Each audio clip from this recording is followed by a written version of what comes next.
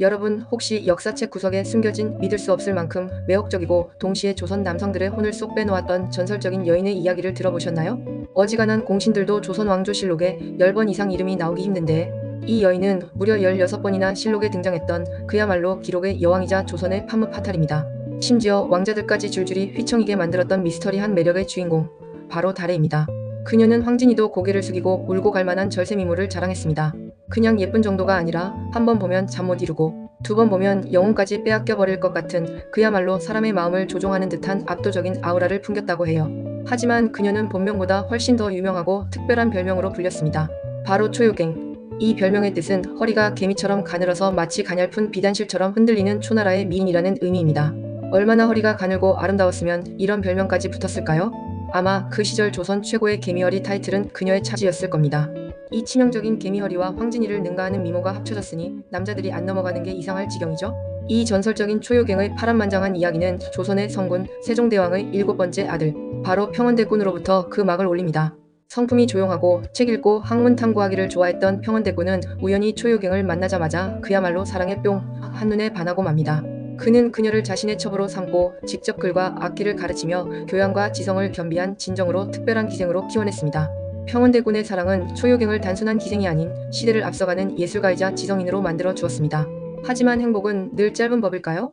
이들의 행복은 그리 오래가지 못했습니다. 평원대군은 안타깝게도 고작 19세의 어린 나이로 요절하고 맙니다. 평원대군과의 만남은 초요갱의 인생의 전환점이 되었지만 이것은 시작에 불과했습니다. 평원대군이 세상을 떠나자 초요갱의 마력은 다음 타자를 찾아갑니다. 이번엔 평원대군의 친형인 화해군 이영이 등장하는데요. 그는 아우의 여인이었던 초요갱의 치명적인 매력에 기어이 홀려 간통을 저지르고 결국 왕족의 신부님에도 불구하고 유배를 당하는 신세가 되고 맙니다. 이게 끝이 아닙니다. 다음 타자는 또 다른 형제인 계양군 이증. 이분 역시 초요갱의 마력에서 벗어나지 못하고 푹 빠져 간통을 저지르는데요.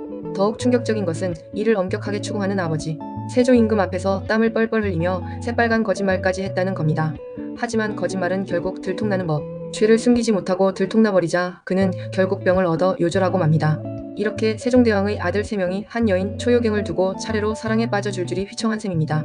하지만 초요갱의 치명적인 매력은 왕자들만 홀린 것이 아니었습니다. 그녀의 마력은 사대부 명문가의 자제들까지 집어삼켰죠. 이번엔 당대 잘나가던 양반 신자영이 초요갱에게 완전히 빠져버립니다. 그는 이성을 잃고 유교 사상이 지배하던 조선에서 감히 정실부인까지 내쫓은 후 초요갱을 안방마님 자리에 앉히는 파격적이고도 비상식적인 행동을 저지르죠. 급기야 초요갱을 비방한 자신의 노비 2명을 무자비하게 때려 죽이는 살인까지 저지르며 그녀를 향한 그릇된 사랑 때문에 완전히 망가져버립니다. 그런데 여기서 끝이 아닙니다. 신자영의 기행을 뛰어넘는 인물이 등장하니 바로 그의 칠촌조카 안개담. 그는 숙부의 집에 드나들며 초요갱의 미모에 홀딱 반했고 결국 숙부인 신자영이 집을 비운 틈을 타 숙부의 안방으로 감히 무단 침입하는 대담한 행동을 저지릅니다. 하지만 하필 그날 초요갱은 외출 중이었고 초요갱을 만나지 못한 분에 못 이긴 안개담은 엉뚱하게도 애꿎은 노비들을 무자비하게 구타하는 사건까지 벌어지죠. 한 여인 때문에 몇 대에 걸쳐 집안이 완전히 파탄날 지경입니다. 왕자들부터 명문가에 잘나가는 양반들 그리고 심지어 일반 관료들까지 그 누구도 초요갱의 미친 매력 앞에서는 정신을 못 차렸습니다. 마치 최면에 걸린 듯 그녀에게 푹 빠져 헤어나오지 못했죠. 그녀의 미모와 카리스마는 남녀노소를 불문하고 모두를 압도했던 겁니다. 조선 왕조실록에 이토록 자주 등장할 수밖에 없었던 이유. 이제 좀 이해가 가시나요? 그녀는 단순한 기생이 아니었습니다. 시대를 지배했던 인플루언서이자 셀럽이었던 거죠. 초요갱의 마지막 기록은 세조 임금이 승하하시고 나라 전체가 국상 중이던 매우 엄중한 시기에 발견됩니다. 그녀는 이 엄중한 때에 감히 도사맹지와의 간통 사건에 연루되었고 이 사건을 마지막으로 조선 왕조실록에서 호련히 자취를 감추며 역사 속으로 마치 안개처럼 사라져버렸습니다. 그녀의 말년은 어떻게 되었을까요? 어디서 어떻게 살았을까요?